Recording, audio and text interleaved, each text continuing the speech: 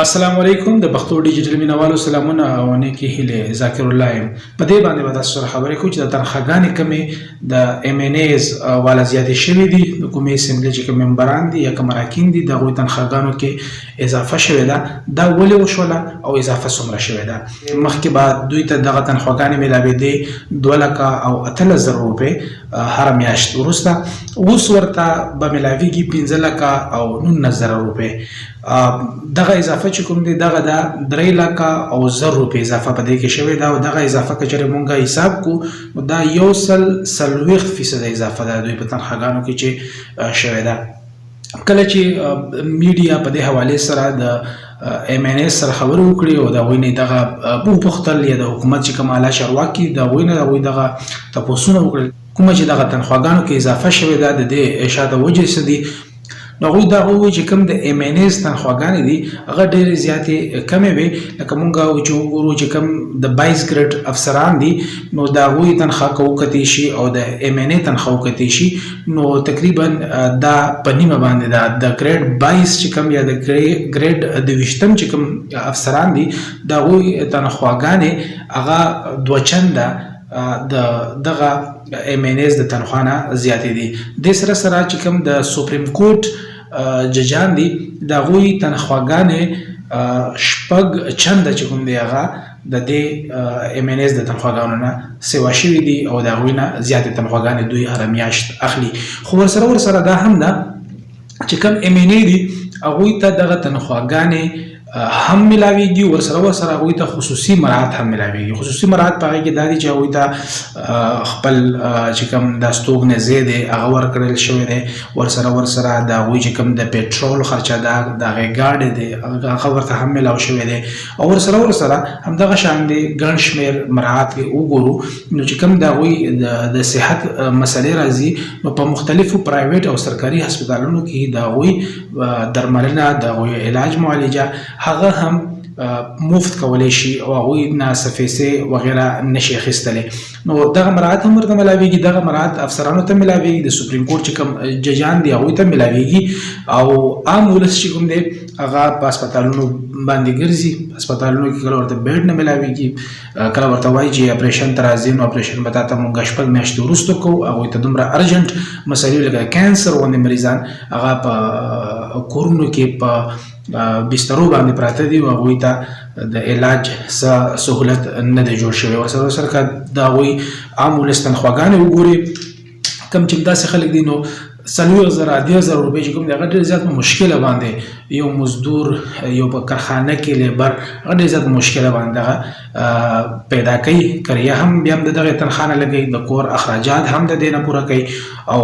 ورسره چې د هغوی کم بیماري وغیره راځي هغه هم بیا د هغې نه کوي که چېرې بیا موږ ورته ووایي چې یارې مونږ په سرکاري هسپتال کې په صحت کارډ باندې علاج کوو او بیا د اپریشن وي د اپریشن نمبر یې بیا 3 میاشتې او 6 میاشتې او 15 میاشتې وروسته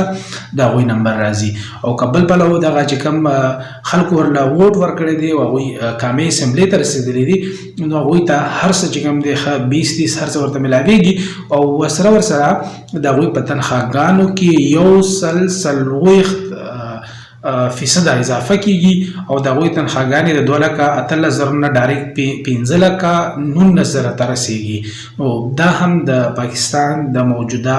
حالات چې کوم دي دا تاسو کتلی شئ چې د غریب ولس سره کومه رویه روانه ده مهنګایي چې کوم د وړو توړه د هغه نن یو ریټ وي سبا به بل ریټ وي که غوړي وګورئ که چیني وګورئ دا څومره چې د روزمره د خوراک سامان دی چې هغه په کور کې لازمي او ضروري د هغې نه بغیر ژوند مشکل دی بنیادي ضرورتونه دي په هغوی کې اضافه کیږي مهنګایي روانه ده تنخواګانې نه سوا کیږي اوس چې کوم د سرکاري ملازمین راوتلي دي چې کوم د استادان دي هغوی ته وایي چې تاسو ته به پنشن چې کوم دی اوس کم ملاویږي ماهانه چې کوم پنشن دی هغه هم تاسو ته کم ملاویږي د هغوی په کوم چې سروسز دي هغه کوم سروس ورکوي کوم خدمات وړاندې کوي د هغوی په سیله کې هغوی ته به چې پنشن په مد کې ملاوېدل هغه هم په نیمه باندې راکم کړی شول خو بل طرف ته د هغوی چې کوم ووټ باندې خلک جوړ شوي دي کومې اسمبلۍ ته تللي دي هغوی په جلسونو کې دغه دعوې کوي دغه خبرې کوي چې مونږ د عوامو خدمت دپاره راوتلي یو نو د عوامو خدمت دا دی چې د هغوی تنخواګانې استوا شوي هغوی هغه ښه خوشحاله دي دغه مسله نشته. یو MNA چرته نه دی راوتلی چې هغه چېرته احتجاج کړی دا خبرې کړې وي چې د مهنګۍ څه کوي. دغه خلک چې کوم دی د غربت د لکیرې نه لاندې ژوند تېروي، خلکو ته 2 ټیمه روټۍ نه میلاویږي او خپلې تنخواګانې د هغوی سیوا شوي، اوس ښه خوشحاله دي. بل طرف ته حکومت دغه هم یو جواز وړاندې کوي چې هر کال د سرکاري ملازمینو په تنخواګانو کې اضافه کیږي، لکه دغه د سکیل مطابق اضافه په هغې کې کیږي، خو ورسره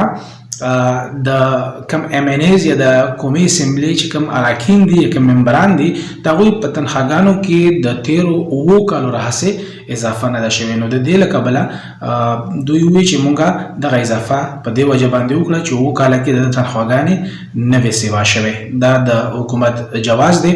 بل پلو چې کم خلک په فیکټریو کې کار کوي، ځکه چې ډېر زیات خلک داسې دي چې هغه په کارخانو کې په فیکټریو کې دیاړي کوي، مزدوري کوي، هغوی ته تنخوا میلاویږي. حکومت په تیر بجټ کې دغه تنخوا کم سے کم تنخوا چې کوم دی هغه 30,000 روپۍ ایښودی وه چې 30,000 به هر کارکون یا هر لیبر یا هر مزدور ته میلاویږي.